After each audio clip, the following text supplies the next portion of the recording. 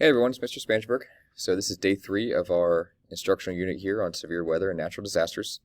So if you missed our synchronous lesson today, please watch this video so you know what to do for day 3. So day 3 is going to focus all about tornadoes.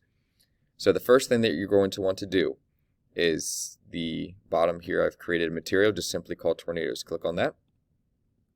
And there's 3 things I want you to look at. So the first thing here, you open this up and again do some reading here about tornadoes. So the big thing we talked about in our lesson today is tornadoes are the most violent storm on Earth.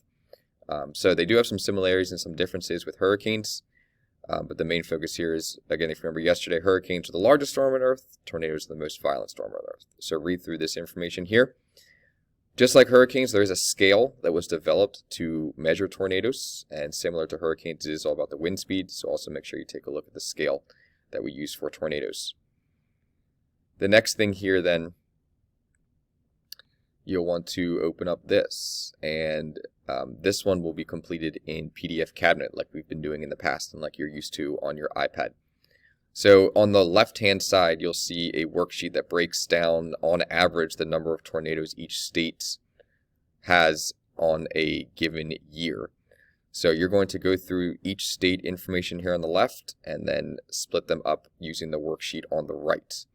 So if a state falls into that particular category, you include it in your count. So for example, number 1, you're looking at how many states and U.S. territories have an average of 0 to 10 tornadoes per year. So you'll go back to the left-hand side, you'll look at your list, you'll find all the states and all the territories that get anywhere from 0 to 10 tornadoes per year.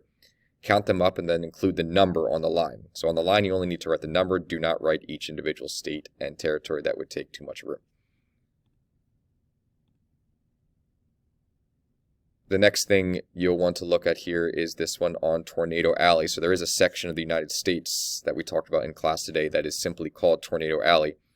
And the people that live in this part of the U.S., we talked about how when they move here, they already have the understanding that there is probably going to be a tornado, several tornadoes even, that happen every single year.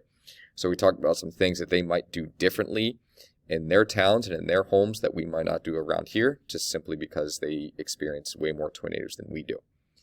Then on the right hand side, you'll have a chance to do a little bit of comparing and contrasting, and we did this in class together. If you were with us, where we looked at tornadoes, we looked at hurricanes, and we decided what's similar about them and what's different. So you want to make sure you write down a couple of things in each category: tornadoes, hurricanes, and both. The goal that I set for the students in class today was 3 for each category, so make sure you can come up with at least 3. After you finish that, then, similar to what we've been doing previously, I'll have you take a look at a couple of different things and then just answer some follow-up questions. So again, you'll go to Brain Pop and you'll watch this video, and if the link on Google Classroom here doesn't work, again, the backup plan, log on to Clever, go to Brain Pop on your iPad and then search tornadoes, and this video will pop up for you to watch. You also want to do some reading, so similar to what we did yesterday with hurricanes, you'll read through this that I've given you, this information on tornadoes, and again it talks a little bit about what is a tornado, how do they form, what do they look like, and again before, during, and after safety tips, and also this one's interesting, it includes what to do at a school. So oftentimes if you are in school in person, you do have severe weather drills. And again, when we do drills, we practice them just in case it has to be for the real thing. So what would you do at school? Here's the scale that, again, you've already referenced from the previous reading, but similar to a hurricane, there's a scale that identifies what type of tornado you might have experienced in your town. And then finally, here's the questions I want you to answer after doing the readings from today.